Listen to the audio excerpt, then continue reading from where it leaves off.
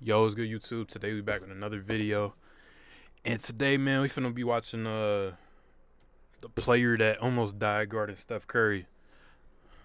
Yeah, let's get straight into it. I'm not gonna yap or nothing. NBA Finals. Oh wait, hold up.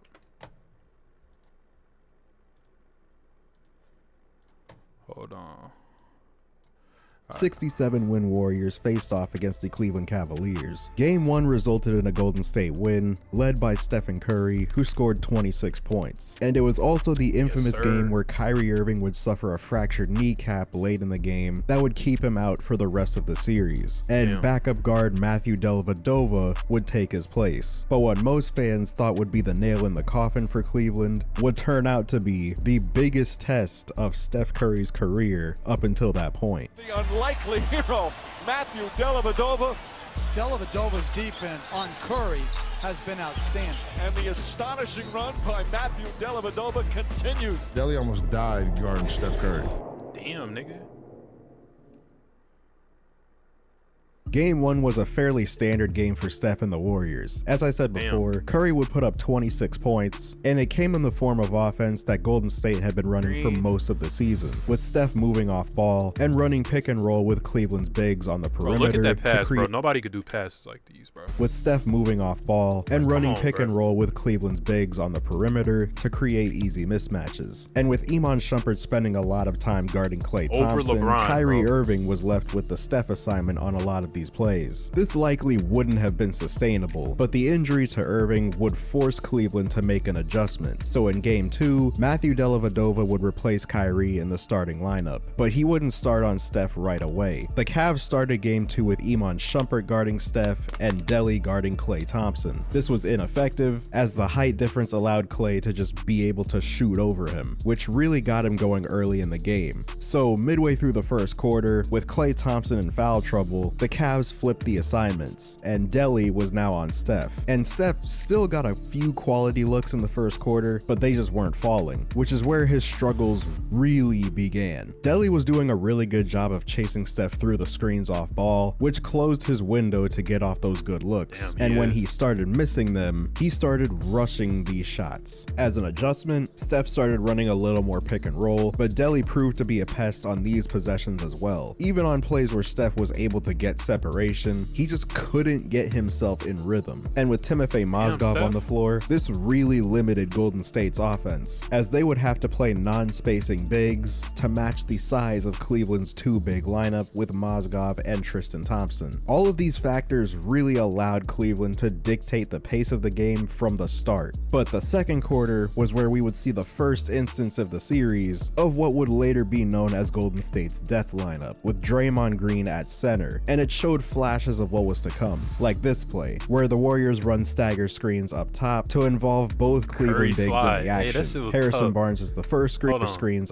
and it showed flashes of what was to come, like this play, where the Warriors run stagger screens up top to involve both Cleveland bigs in the action. Harrison Barnes is the first screener, he rolls, and forces Mozgov to drop into the paint, and so there's nobody else left when Steph comes off the second screen. Still, the size of Mozgov proved to be an issue with this lineup, and so Golden State went away from it, going back to a mix of Mo Space and Andrew Bogut to finish the first half. And the start of the second half was no different, with Delly continuing to be an issue for Steph both on and off ball. But it was clear that he was using every ounce of energy he had in his effort against Steph, as noted by Jeff Van Gundy. And Dellavedova is dying right now. He's put so much into his defense, he couldn't run the court that time. But even with Delly gassed, Steph started taking himself as well as Delly or Shumpert out of the play. The logic here was to allow the Warriors to play 4-on-4, and even though, yes, he is taking himself out of the play, he is also removing the best perimeter defender on the floor from any sort of action going on, which had some success. But again, this likely wasn't going to be sustainable. So in the fourth quarter, with nothing really going offensively, Steph started to get really impatient and just started forcing up shots to try to get himself going.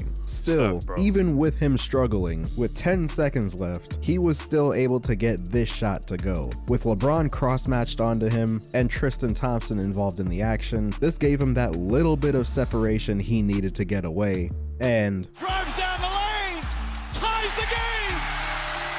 We have got to the point where literally anybody can build a fully working app without knowing how to code. This is Base 44.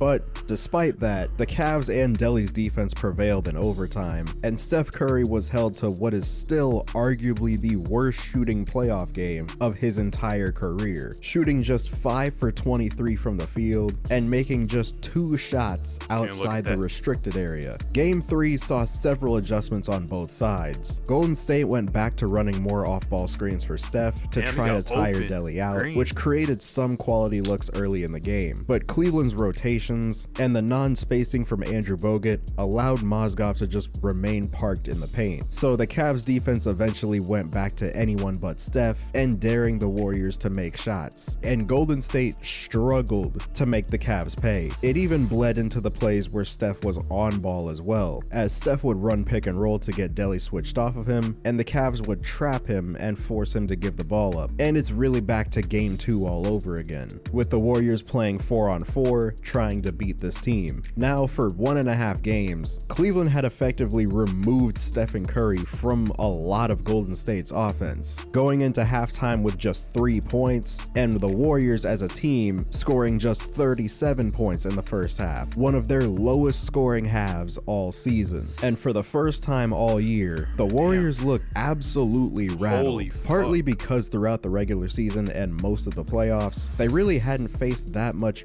real adversity like this, but they had to find something. And with them going down 20, their adjustment came in the third quarter. They went back to running pick and roll with Steph, but they changed the location of the screens. Up to this point, Golden State had been setting the screens at the 3-point line, but now they decided to move them closer to half court. This would do multiple things. It would give Curry more space to attack downhill, as Cleveland's bigs would get blown by if they played up on the screen, and it also forced Cleveland to switch more often, which prevented them from being able to trap him as much. The result was that Steph was able to really get his game going for the first time since game 1. He attacked Tristan Thompson's switches with ease, and for the first time in a while, the MVP really looked like he was back. What this also did was it forced the Cavs bigs out of the paint, which created even more space and more openings now that there was no big presence down there. In the case of Mozgov, it reduced his impact as a rim protector, and for Tristan Thompson, he became less of a rebounding threat. Where we truly saw the Warriors offense come alive was with David Lee as the screen setter. Lee is a great decision maker in these situations, so with the Cavs defense having to rotate, these are easy reads for him to be able to make. And so the Warriors slowly started making a run, but it proved to be too little too late, as the Cavs would be able to hold off Golden State for the second game in a row.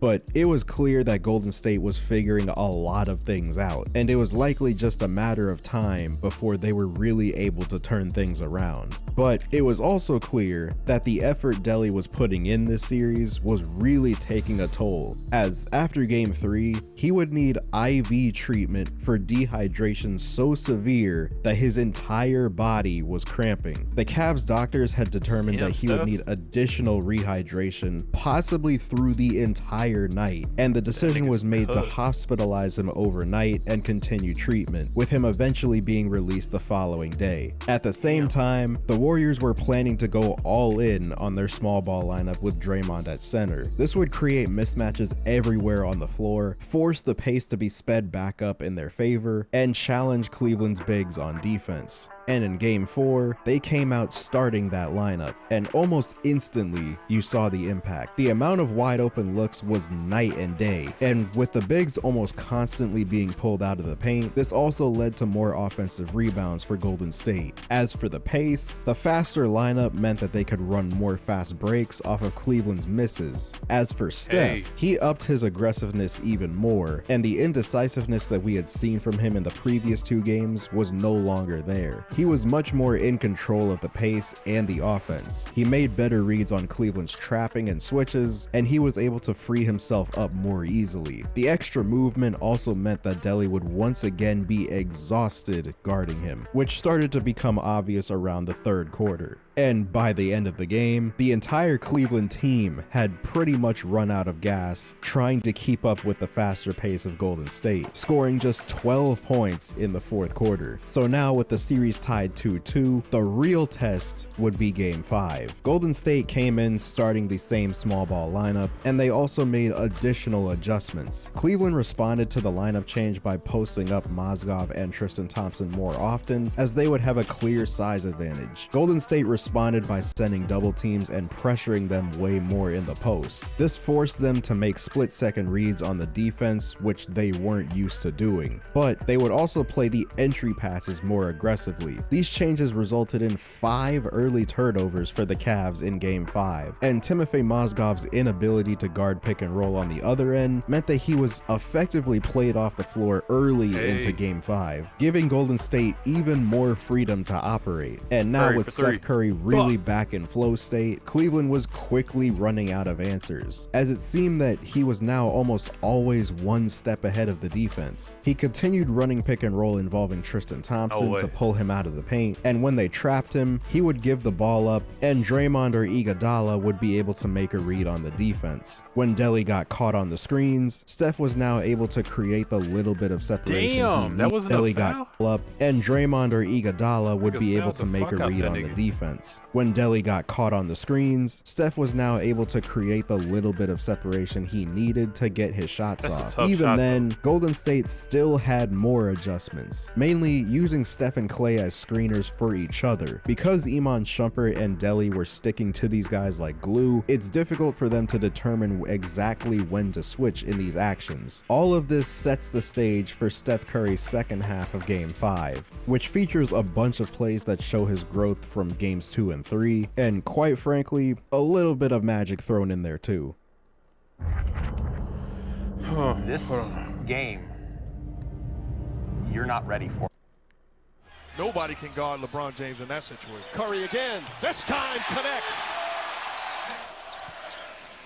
Curry comes off the screen, double team, finds Iguodala. Wide open three, puts it in.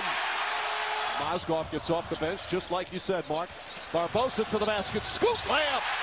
But to me, Mozgov's got to come into the pick and roll right there. Curry pulls up, that's good. Fadeaway. Went to the body of Iguodala and finished. Curry looking, gets it inside to Green, who's fouled by Mike Miller. Wants Harrison Barnes to be the guy catching the basketball off the rotation. Oh my God. Curry oh my God. Damn! Stephen Curry with some magic.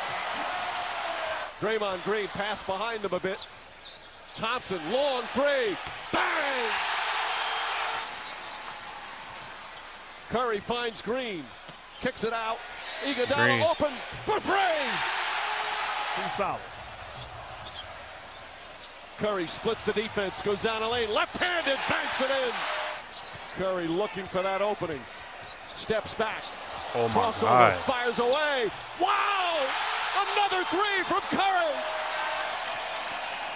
Curry for three. Bang!